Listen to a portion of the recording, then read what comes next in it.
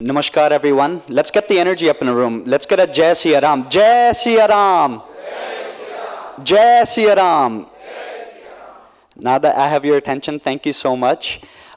Today I'm going to be speaking about an important topic that's been given to me, creating an ecosystem for economic leadership and impactful representation. So what is an economic ecosystem? So to understand that, before we have to take a small step back and understand what an ecosystem is. Now this may be going back to your middle school, elementary school, and learning about that graph where you see animals, the living organisms, the non-living things, trees, grass, and that's what an ecosystem is. It starts at a worm producing great soil, which creates plants. Those plants are eaten by herbivores.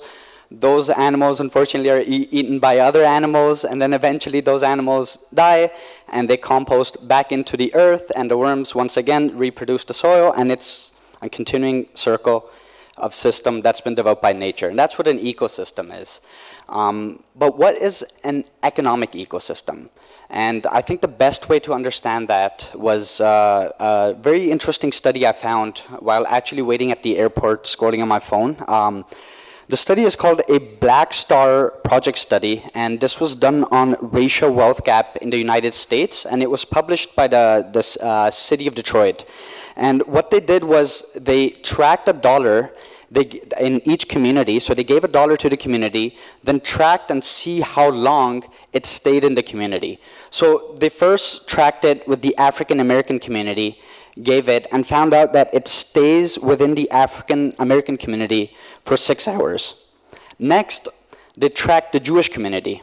And within the Jewish community, it was found that that dollar stayed within the community for 20 days.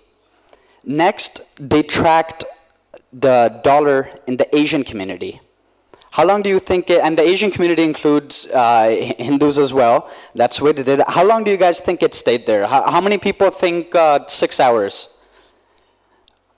What about 1 day, 24 hours, 2 days, 3 days? So I can keep going, but I'll give you the answer. The answer was 30 days, right? So the dollar stayed within the Asian community for 30 days, and that's something the city of Detroit saw it as an example. It's an example of how money should stay within a community to help the growth of that community. And a similar study was done by University of Georgia's Selig Center for Economic Growth. They also tracked the circulation of money and see how long it stayed within the community.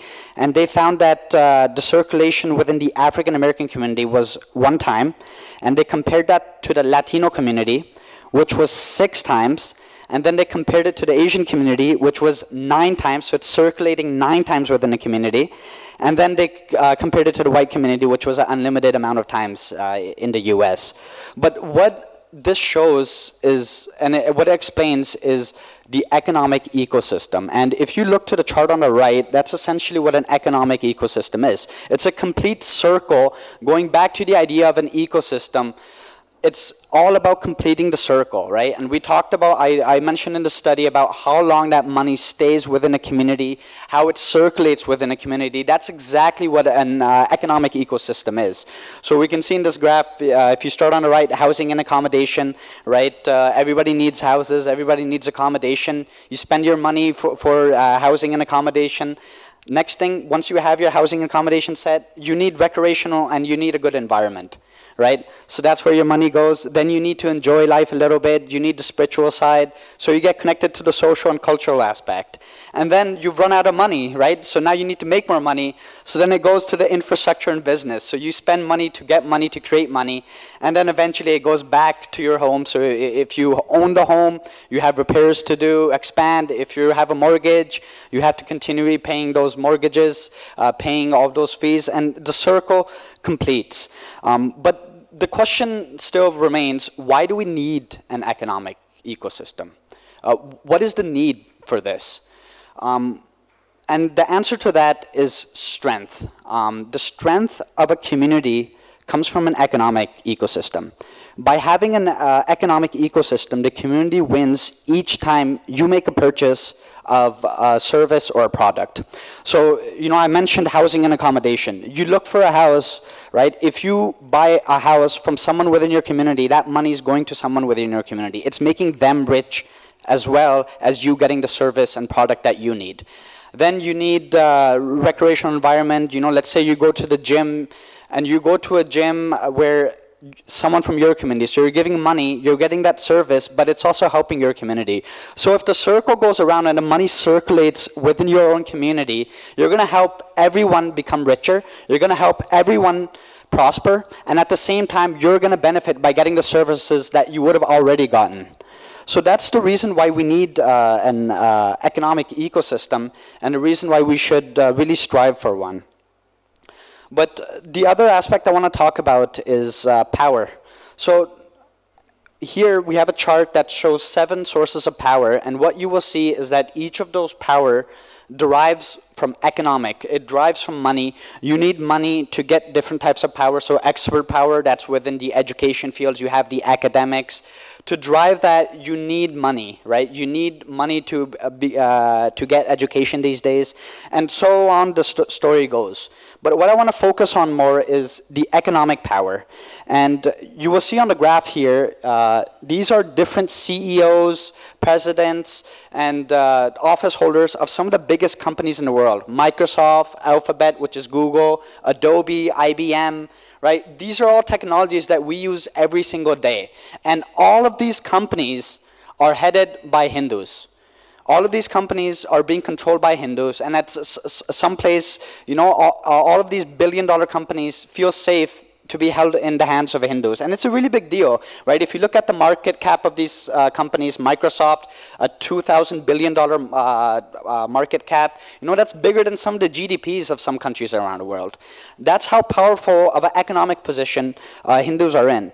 But, there is a catch to this, and I think it goes back to what Muraliji said yesterday.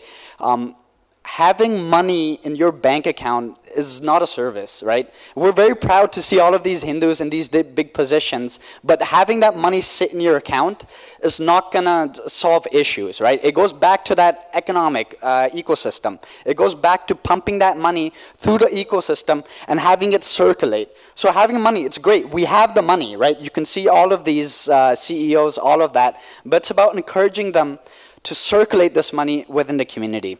So we can see great progress that Hindus have made, great success that we've had in terms of economics. Next, I want to move on to politics. So we see 4 political leaders here. Can anybody name all 4 of them? Anybody want to take a guess? What about 3? Can anybody name 3 of these leaders? What about 2? Two. I want names of the leaders. 2. You want to take a guess? So can you name at least 2 leaders? Yes. So we got someone naming, so we all know Rishi Sunak. I think that's, it's pretty prominent. He's done well to create the face of Hindus in politics. Everybody knows Rishi Sunak, but some of the other leaders, I'll start from the left. Pravind Jagannath, the Mauritius Prime Minister. Mauritius has a very large Hindu community. So they have a very Hindu leader, and they've done a lot to increase the Hindu identity. Very beautiful, large murtis of Bhagwan Mata Durga and Bhagwan Shivji. So they're doing a lot to bring out the Hindu identity. And then next we have the president of Suriname. His name is Chandra Prasad, nickname is Chan Santoki, and he's the president of Suriname. A lot of people don't know Suriname has a very large Hindu community. It's next to Guyana. Everybody knows about Guyana and Trinidad, but Suriname has a very big Hindu community, and their president currently is a Hindu. At the bottom right, we have Tharman Ji. He is the president of Singapore. Very recently became president of Singapore. He is of Sri Lankan Tamil descent, another Hindu. Held in a top position. And at the top right, I don't think anybody needs any explanation, Rishi Sunak ji, right? Yesterday we mentioned as well, great presentation about what Rishi ji has been doing. But there's 2 leaders I missed on the presentation. Does anybody want to know? There's someone big that I thought of just this morning. Who am I missing? So I'm missing Modi ji, right? Modi ji is another great Hindu leader. He's a prime minister, very overlooked. We're focusing all over the world, but I forgot about Modi ji. There's another Hindu prime minister I'm missing. Anybody else can think of who I'm missing? Yogi ji is good. He's a chief minister. I didn't want to get into too much of that. But the prime minister of Nepal, oftentimes we often overlook that Nepal is also a very large Hindu majority country. And they too have a Hindu prime minister, a Hindu president. They used to be a Hindu Rashtra, right? They've gotten away from that. But still, Hindus are doing well in that country. So political power is clearly on the rise for Hindus. I think yesterday Ramdas mentioned Vivek Ramaswamy. He's rising as well. Maybe he'll become president, maybe not, maybe in the future. But the purpose is that Hindus are rising in politics all around the world, and they're becoming involved. But one of the things that I think Hindus need to do is get more involved as political staffers. And we need to get involved in other aspects as well. So lobbying, right? A lot of Hindus think politics is just about running for office, but it's a lot more than that, right? Even if you're not running for office, you can still be involved through other aspects, right? Become a part of different advocacy groups, trade associations, law firms, public relations. There's so many ideas, but we all need to get involved in politics directly or indirectly. And you know, it goes back to creating that economic ecosystem. But I've run out of a little bit of time, so I'm going to quickly skip right to the end. So this is something I wanted to share about what we've done in Canada to encompass the Hindus. We've created something called the Canadian Hindu Chamber of Commerce, and this was launched on the 2021. October 15th on Vijay Dashmi. And the purpose of this organization is to work on, number one, developing an economic ecosystem for Hindus, and number two, impactful representation for Hindus. So in this organization, we're focusing on getting unity among Hindus across Canada. I think one of the reasons why everybody immigrates to Canada, it's not for the weather, it's for economic reasons. It's a stable economy. It's a great place to grow your business, become a professional. And we want to leverage that and create economic unity among Hindus. And one of the ways we've been able to do that is we've made economic unity among age factors. So there's some Hindus that have been there for 40, 50 years, some Hindus that have come new. They've all become a part of the organization. Next, we're making sure we have representation from each and every Hindu society of different ethnic backgrounds. So in Canada, we have you know, different South Asians are obviously there. So Bangladesh, Sri Lanka, Nepal, and Bharatiya Hindus. They're all a part of the organizations. Sri Lankan Tamils and Nepali Hindus, they're often overlooked. So we've made sure we're doing a very good outreach to make sure they're involved.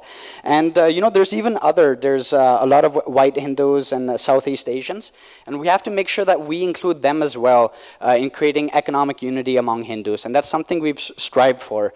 And with this, we've done a lot of events, a lot of webinars.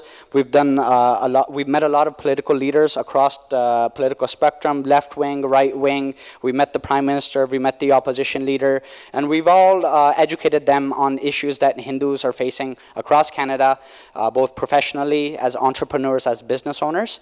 And that's what we want to do as an organization. And we really hope that you can take a lesson from what we've done and apply it to your own country. I know there's representatives from 60 countries here. So wherever you've come from, I think it's necessary that we develop a Hindu ecosystem there.